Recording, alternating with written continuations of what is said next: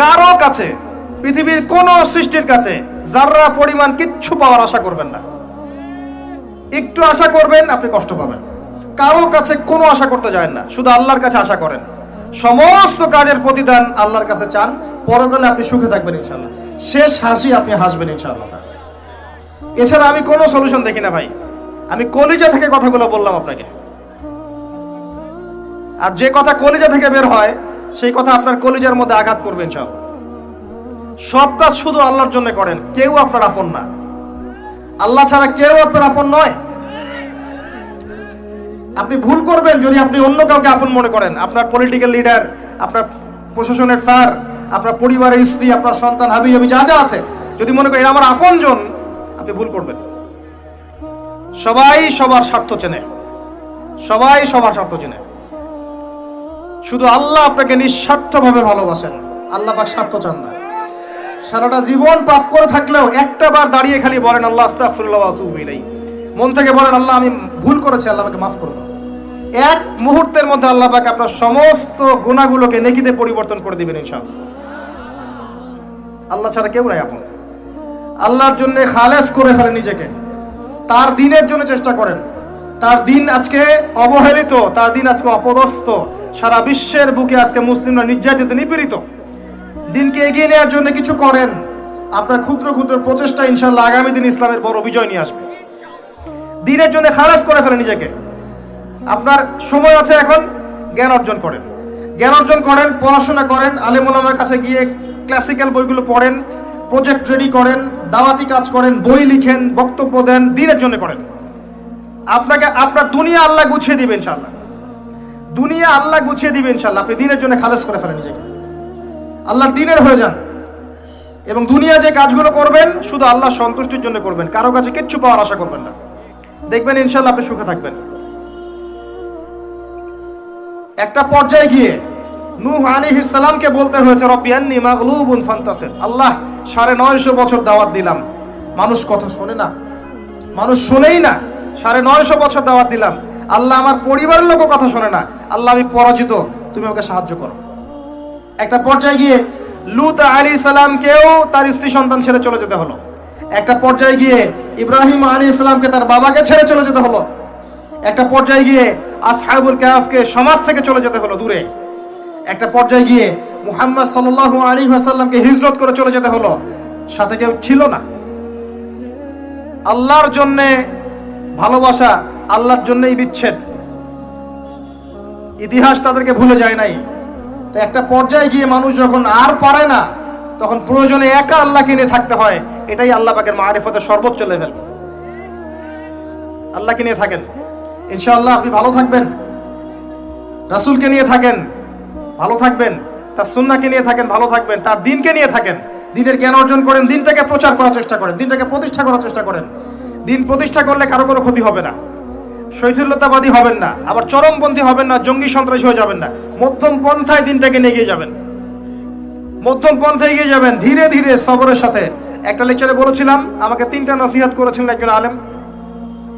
বলেছিলেন প্রথমে জ্ঞান অর্জন করো, 1, 2, তারপরে তুমি ধৈর্য ধরা শিখো, আর 3 সাহসী হও।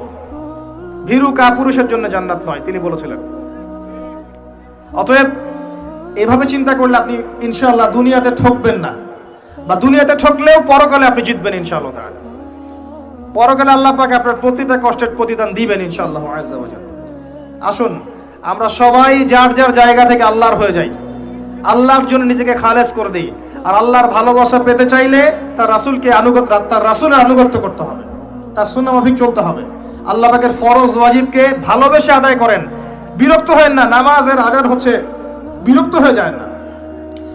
ভালোবেসে নামাজে যান, যে আল্লাহ আমার কাছে একটা ইবাদত চেয়েছেন, আমার রব, আমার সৃষ্টিকর্তা আমাকে একটা সুযোগ দিয়েছেন, আমার কাছে একটা ইবাদত চেয়েছেন, সিজদা চেয়েছেন। আল্লাহ আমার কাছে কি আর চেয়েছেন? তাওহীদ চেয়েছেন, সুন্নত চেয়েছেন, হালাল খাই এতটুকু চেয়েছেন, সাধ্যমতো দিনের খেদমত করে এটা চেয়েছেন। আল্লাহ পাক আমার জন্য জান্নাত রেখেছেন, আমি আল্লাহর জন্য করব না? আল্লাহ পাকের কাজগুলো ভালোবেসে করেন, আল্লাহ পাকে কাছে পাবেন ইনশাআল্লাহ তাআলা। দেখবেন যদি আপনি আল্লাহর হয়ে যান, আপনি মনে মনে কিছু চাইবেন, হাত উঠিয়ে চাওয়ার আগে আপনার সামনে আল্লাহ পাক সেটা হাজির করে দিবেন ইনশাআল্লাহ। বিশ্বাস হচ্ছে না আপনার কথা, আমার কথা? আমার জীবনে শত শতবার এই ঘটনা ঘটেছে। মনে মনে চিন্তা করছি যে এটা দরকার, এটা হলে ভালো হতো, এমনকি এমনও চিন্তা করছি এটা খেতে ইচ্ছা করছে, সামনে গিয়ে দেখে হাজির। একটা কথা আমি মিথ্যা বানিয়ে বলছি না, আল্লাহর কসম। এমনও হয়েছে যে আমি মনে মনে চিন্তা করেছি যে এটা খেতে ইচ্ছা করছে, খেতে পারলে ভালো লাগতো। যেখানে গিয়েছি দেখি সেই বাড়ির মালিক সেটা সার্ভ করেছে। এমন একটা ঘটনা আপনাকে বলি যে আমি এক জায়গায় যাচ্ছি, জিজ্ঞাসা করছি যে কি রান্না করছো, বলছে খিচুড়ি রান্না করছে। ঠিক আছে, খুব খুশি, খিচুড়ি খাবো বাসায় গিয়ে। কোনো একটা কারণে রাস্তায় আমার একটা বিপদ হলো। বিপদ হওয়ার পরে আমি বাসায় যেতে পারলাম না, কোনো একটা জায়গায় আমাকে থাকতে হলো অল্প সময়। সেখানে আমার পরিচিত তিনি ভাই, সে আমাকে বলছে কিছু খেয়ে নেন। ঠিক আছে, কি আছে নিয়ে আসেন। খাবার নিয়ে আসা হলো, দেখলাম খিচুড়ি। কথা কি বুঝতে পারছেন? দেখে আমার চোখ দিয়ে এক ফোঁটা পানি পড়লো খাবারের উপরে। যে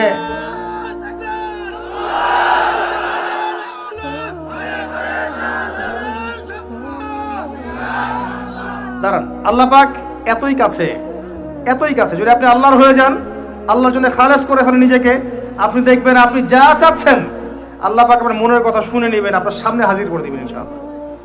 কিচ্ছু ভাববেন না, আল্লাহকে ছাড়া কোনো দিকে ভাবার দরকার নাই। আল্লাহর দিন আজকে একটা চরম অবমাননাকর জায়গার মধ্যে আছে, আপনি বুঝতে পারছেন না। দুই চোখ দিয়ে দেখেন, সারা বিশ্বের প্রেক্ষাপটের সাথে মুসলিমদের অবস্থা মেলান, দেখবেন আমরা আর সে আগের জায়গায় নাই। আমাদের অবস্থা এখন ভালো নয়, প্রত্যেকটা দিক থেকেই ভালো নয়। ধর্মের ক্ষেত্রে না, ইকোনমিক্সে না, পলিটিক্সে না, জিও পলিটিক্সে না, সোশ্যালি না, সংস্কৃতিতে না, কোনো ক্ষেত্রেই নাই। আমরা সে আগের জায়গায় নাই এখন আর। এই জায়গায় রিগেইন করতে হলে আমাদেরকে বেসিক কাজগুলো করতে হবে। আবার নামাজি হতে হবে, আমাদেরকে আবার রোজা রাখতে হবে, আবার দিনের খেদমতের চেষ্টা করতে হবে, কোরআন শিখতে হবে, আবারও সুন্নায় ফিরে আসতে হবে। ইনশাআল্লাহ তাআলা দেখবেন আস্তে আস্তে আস্তে আস্তে এমন প্রজন্ম গড়ে উঠবে যারা ইসলামের পতাকা নিয়ে সামনে এগিয়ে যাবে ইনশাআল্লাহ। আসেন, আপনাকে আমি পারিবারিক বিষয়গুলো আর বেশি বলতে চাচ্ছি না আজকে। আর একদিন ইনশাআল্লাহ আমি টোটাল লেকচারটাই আদর্শ ইসলামিক পরিবার এবং সমকালীন ফিতনাগুলোর উপর দিব ইনশাআল্লাহ। সামনে যান, ফিতনা আপনার অর্থনীতির মধ্যেও আছে। খুব কম মানুষ আছে আমাদের এখানে যারা অর্থনৈতিক জীবনে হালাল খাচ্ছে, ম্যাক্সিমাম সুদ খাচ্ছে। অনেকেই ঘুষ খাচ্ছি আমরা, অনেকেই দুর্নীতি করছি, অনেকে ঠকবাজি করছি, অনেকে মানুষের হক নষ্ট করছি, করছি না? কারো রিজিকে যদি একটা টাকা এরকম হারাম চলে আসে, এই রিজিক দিয়ে আল্লাহর ইবাদত করলে ইবাদত কবুল হবে না। খুব সাবধান। নবীজি আগেই বলেছিলেন সাল্লাল্লাহু আলাইহি ওয়াসাল্লাম, যে সুদ খায়, যে সুদ দেয়, যে সাক্ষী থাকে, যে লিখে রাখে, সবাই সমান অপরাধী। দিব্যি আমরা খাচ্ছি। নবীজি বলেছিলেন সাল্লাল্লাহু আলাইহি ওয়াসাল্লাম, যেটা মায়ের সাথে জেনা করার মতো অপরাধ এবং আল্লাহ এবং তার রাসূলের সাথে যুদ্ধ করার মতো অপরাধ, দিব্যি আমরা খাচ্ছি, দিব্যি খাচ্ছি, পরোয়াই নাই কোনো। এক দিরহাম সুদ খেলে নবীজি বলেছেন সাল্লাল্লাহু আলাইহি ওয়াসাল্লাম 36 বার জেনার পাপ হয়, 36 বার। দিব্যি খাচ্ছি, কোনো পরোয়া নাই। তবে আলহামদুলিল্লাহ এখন এই কথাগুলো শুনে অনেক মানুষ সুদি কারবার থেকে সরে এসেছেন, আমি জানি। আমি দোয়া করি মন থেকে আল্লাহ পাক তাদেরকে বেহিসাব রিজিক দান করুন। রিজিকের মালিক কে ভাই? আমি যদি মনে করি যে আমি সুদি কারবার না ছাড়লে আমার রিজিক কমে যাবে, তাহলে আমি মনে করছি রিজিকের মালিক আমি নিজেই, তাই নয় কি? আল্লাহর উপর তাওয়াক্কুল করে ছেড়ে দিয়ে দেখেন, আল্লাহ পাক আপনার জন্য আসমান জমিনের বরকতের দরজা খুলে দেবেন ইনশাআল্লাহ। বিশ্বাস করছেন না আমার কথা? রিজিক কার হাতে? সমুদ্রের নিচে কোটি কোটি মাখলুক আছে, কে খাওয়ায়? এই জমিনের উপরে কোটি কোটি কীটপতঙ্গ আছে, কে খাওয়ায়? আপনি কি 10টা হাতির দায়িত্ব নিতে পারবেন? এই শত শত হাতিকে কে খাওয়ায়? গবাদি পশুকে কে খাওয়ায়? জীবজন্তুকে কে খাওয়ায়? এই পৃথিবীতে কোনো মানুষ না খেয়ে মারা যেত না যদি তারা আল্লাহর বিধান অনুযায়ী অর্থনৈতিক জীবন পরিচালিত করত। যদি ওরা সুদ না খেত, সুদ খাওয়ার পর রিজিক কমে গেছে, আর তারা যদি যাকাতটা ঠিক মতো দিত, তাহলে দেখতেন দারিদ্রতা বলে কিছু থাকতো না। ধনী গরিব থাকতো, কিন্তু সবাই একটা সাম্যাবস্থায় থাকতো, কেউ একেবারে নিষ্পেষিত হতো না। কারণ যাকাত এবং ব্যবসার মধ্য দিয়ে টাকা পয়সা ঘুরতে থাকে, এক হাত থেকে আরেক হাতে যেতে থাকে। আর রিবার মধ্য দিয়ে টাকা পয়সা এক শ্রেণীর মানুষের হাতে চলে যায়, ধনীদের হাতে চলে যায়, আর গরিবরা আস্তে আস্তে দারিদ্রতার অতল তলে যেতে থাকে। আপনার অর্থনৈতিক জীবন ঠিক নাই, দেখবেন এখানে ফিতনার শেষ নাই। অন্যদিকে আসেন, আপনি সামাজিকভাবে দেখেন, সামাজিক জীবনে ফিতনার শেষ নাই। খেয়াল করে দেখেন আত্মীয়তার সম্পর্কগুলো নষ্ট হয়ে যাচ্ছে। খেয়াল করে দেখেন এখন টাকার জন্য সন্তান বাবাকে হত্যা করে, সন্তান মাকে হত্যা করে, ভাই ভাইকে হত্যা করে, বোন বোনকেও হত্যা করছে। প্রতিবেশীর হক আমরা দিতে পারছি না, আত্মীয়তার হক দিতে পারছি না, জমি নিয়ে দ্বন্দ্ব, বাড়ির সীমানা নিয়ে দ্বন্দ্ব, ব্যবসা নিয়ে দ্বন্দ্ব, দ্বন্দ্বের শেষ নাই। এটা সোশ্যাল জীবনে হচ্ছে। আবার ইকোনমিক সেকশনে এমনও হচ্ছে, ব্যবসা করছি হালাল মনে করে, এখানে সুযোগ বুঝে সিন্ডিকেট করছি, মজুতদারি করছি, ইচ্ছা করে দাম বাড়িয়ে দিচ্ছি, মানুষকে বিব্রত করছি, গভর্নমেন্টকে বিব্রত করছি। এগুলো আমরা কৃত্রিম সংকট তৈরি করছি, মাপে কম দিচ্ছি, ব্যবসা করছি মাপে কম দিচ্ছি। অমুসলিম ব্যবসা করছে মাপে সঠিক দিচ্ছে, অমুসলিম ব্যবসা করছে মাপে সঠিক দিচ্ছে। অমুসলিম ব্যবসায়ী সিন্ডিকেট করছে না, একজন হিন্দু ব্যবসায়ী আল্লাহ পাক তাকে হেদায়েত করুক, সে মাপে কম দিচ্ছে না, সিন্ডিকেট করছে না, কৃত্রিম সংকট তৈরি করছে না, মুসলিমরা করছে। রমজান মাসকে কেন্দ্র করে মুসলিমরা ব্যবসা করে নিচ্ছে, সুবহানাল্লাহ। আর মানুষ সামান্য নিত্য প্রয়োজনীয় দ্রব্যের জন্য ট্রাকের পিছনে দৌড় দিচ্ছে। কি একটা দৃশ্য, সুবহানাল্লাহ। এর ফলাফল আপনি পাবেন, মানুষের হক নষ্ট করার ফলাফল পাবেন। কিয়ামতের মাঠে এর বিচার না করে আল্লাহ পাক ছাড়বেন না। এত সহজ না কোনো কিছু। আল্লাহ পাক কিয়ামতের মাঠ রেখেছেন, রাখার দরকার ছিল, না হলে কোনো জালেমের বিচার হতো না। যত জালেম এই পৃথিবীতে পার পেয়ে গেছে, কিয়ামতের মাঠে কেউ পার পাবে না। এই জন্য আল্লাহ পাক কিয়ামতের মাঠ রেখেছেন, এবং এটা রাখা উচিত ছিল। আল্লাহ পাক শুধু গফুর রহিম নন, আল্লাহ পাক হচ্ছেন আদেল, ন্যায় বিচারক। আল্লাহ পাকের আদালত আছে। সোশ্যাল লাইফে আরো দেখবেন, যুব সমাজকে তাকাবেন, দেখবেন ম্যাক্সিমাম যুবক এখন মাদকের সাথে সম্পৃক্ত। মাদক বলতে আমি সিগারেটকেও বুঝিয়েছি। কয়টা ছেলে পাবেন স্মোক করে না? এখান থেকে শুরু করে আস্তে আস্তে গাঁজা, ফেন্সিডিল, ইয়াবা পর্যন্ত চলে যায়। ক্যাসিনোতে রাত কাটায়, জুয়া খেলে, দেখবেন আপনি মেয়ে নিয়ে ফুর্তি করছে, জেনা করছে। সমাজের দিকে তাকান, বেশি বেশি জেনা বেড়েছে। পাড়ায় পাড়ায়, মহল্লায় মহল্লায় জেনা, জেনা আর জেনা। বেশি বেশি ধর্ষণ বেড়েছে।